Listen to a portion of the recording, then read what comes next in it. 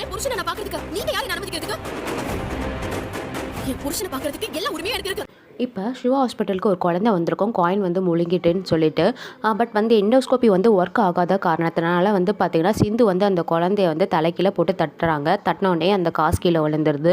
So இதனால் வந்து பார்த்திங்கன்னா சிவா வந்து ரொம்ப சந்தோஷப்படுறாங்க. பரவாயில்ல சிந்துக்கு வந்து இது மாதிரி இது தெரிஞ்சிருக்குன்னு சொல்லிட்டு. இன்னொரு பக்கம் வந்து பார்த்திங்கன்னா நம்ம ஸ்னேகா வந்து இங்கே என்ன நடக்குதுன்னு சொல்லிட்டு இன்ஃபர்மேஷன் வந்து கேதர் பண்ணிக்கிறாங்க. ஸோ சிந்து தான் வந்து பார்த்திங்கன்னா எல்லாத்தையும் வந்து இது பண்ணிடுறா அப்படின்னு வந்து சொல்லிட்டு சிந்து எப்படின்னா அந்த ஹாஸ்பிட்டலில் வந்து வராமல் தடுக்கணும்னு சொல்லிட்டு நம்ம ஸ்னேகா என்ன பண்ணுறாங்கன்னா மகாக்கு வந்து கால் பண்ணுறாங்க. மகாக்கு கால் பண்ணோடனே வந்து பார்த்திங்கன்னா மகா வந்து அன்னபூர்ணிக்கிட்ட வந்து சொல்கிறாங்க.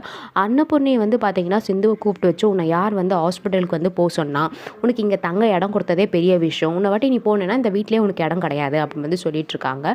இன்னொரு பக்கம் வந்து பார்த்திங்கன்னா சிவாக்கு வந்து ஒரு மாதிரி ஆகிடுது. என்ன சொல்கிறதுனே அவங்களுக்கு தெரியல. காரணம் வந்து அன்னபூர்ணி அவங்க எதனா சொன்னாலும் தான் மனசில் சிந்து தான் இருக்கான்னு சொன்னாலும் அன்னபூர்ணிக்கு உடம்பு எதனா ஆகிட போகுதுன்னு சொல்லிட்டு தான் வந்து எதுவுமே சொல்லாமல் அப்படியே இருக்காங்க.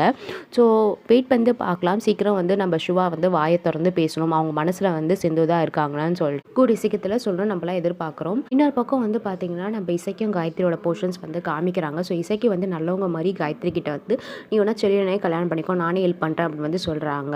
ஸோ வந்து பார்த்திங்கன்னா நம்ம அன்னபூர்ணிக்கு இந்த விஷயம் எப்போ தெரிய வரப்போகுது.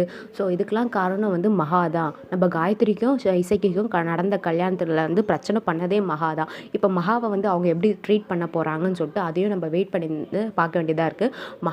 மகா வந்து பார்த்திங்கன்னா சிந்துவை எப்படி பண்ணாங்களோ அதே மாதிரி அன்னபூர்ணி வந்து பார்த்திங்கன்னா மகாவை வந்து பண்ணணும்னு நினைக்கிறவங்க கமெண்ட் பாக்ஸில் கமெண்ட் பண்ணுங்கள். தேங்க்யூ ஃபார் வாட்சிங்.